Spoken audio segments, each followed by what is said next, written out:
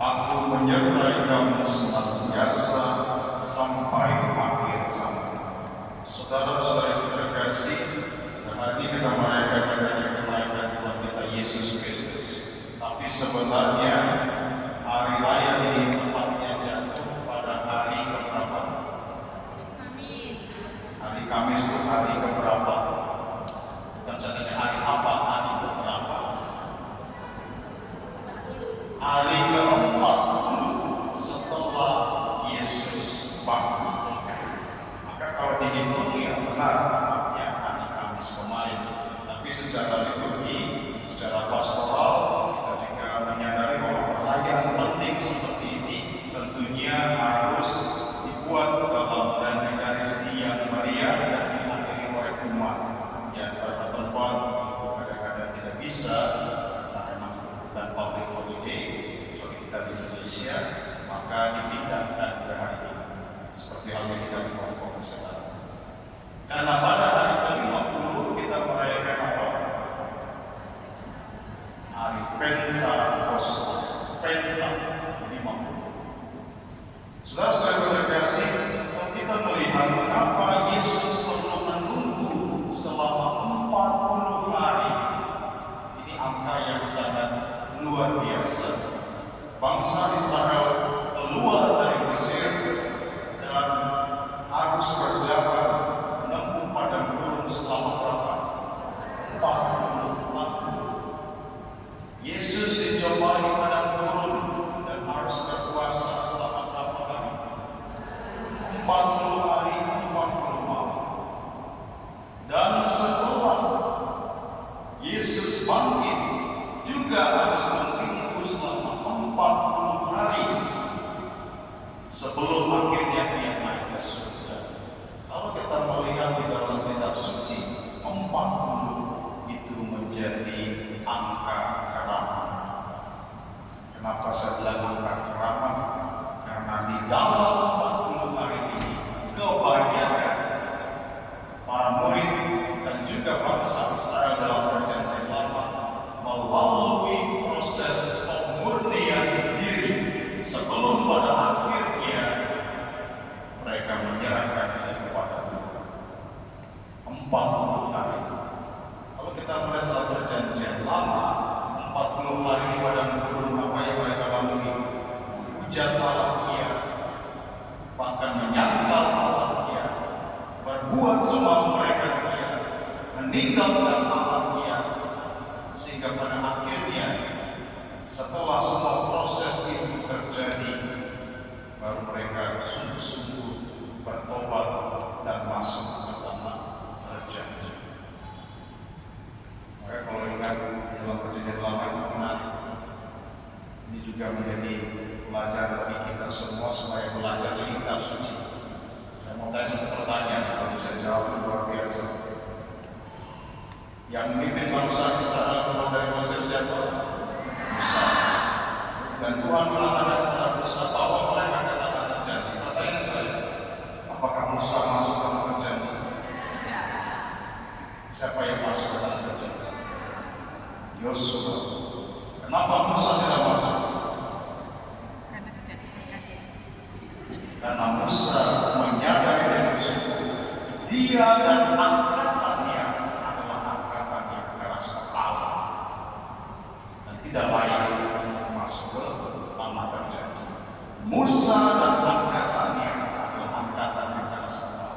Meskipun dia adalah seorang, karena dia merasa gagal untuk melunakkan hati bangsa Israel yang begitu keras, sehingga dia menyerahkan tongkat pengembalaan kepada Yosua dan meminta Yosua memimpin bangsa-bangsa Israel yang baru. Artinya cucu-cucu mereka, bukan para tua-tua yang keras kepala. Ini jadi simbol. Di dalam 40 hari masa pemurnian, pada akhirnya mereka bisa memutuskan layak mati. Kembali ke perjanjian baru, selama 40 hari Yesus berpuasa dan tepatnya pada hari ke-40 cobaan datang.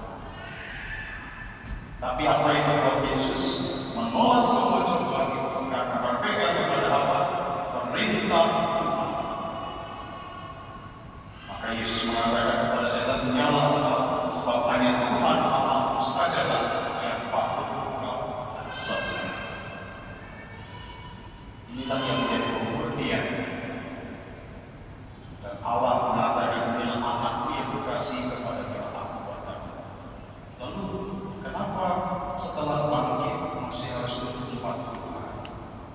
karena Yesus mau memurnikan hati para murid yang juga sudah mulai dilubuti oleh ketakutan, kecemasan, dan juga perlahan-lahan mulai meninggalkan Yesus.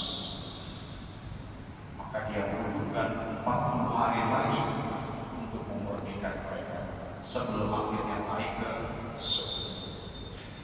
Saudara-saudara terkasih, dalam refleksi terutama dalam bacaan Injil pada hari ini, sangat jelas Yesus menyatakan sebelum dia naik ke surga dan menyampaikan kepada para murid, "Aku menyertai kamu senantiasa sampai akhir zaman." Yesus tidak pernah meninggalkan, tetapi yang sering kali meninggalkan Yesus siapa? Kita manusia. Tuhan tidak pernah meninggalkan manusia, tetapi manusia seringkali meninggalkan Tuhan. Maka saudara-saudara terkasih, ingat apa yang disampaikan oleh Yesus. Meskipun kita tidak bisa melihat Yesus face to face, tetapi kita bisa merasakan kehadirannya. Dia di dalam surga bisa melihat ke dalam hati kita masing-masing. Dia tahu isi hati kita itu apa, dia tahu. Jadi serahkan hati kita kepada Tuhan, maka Tuhan pun akan senantiasa melindungi dan menyertai kita.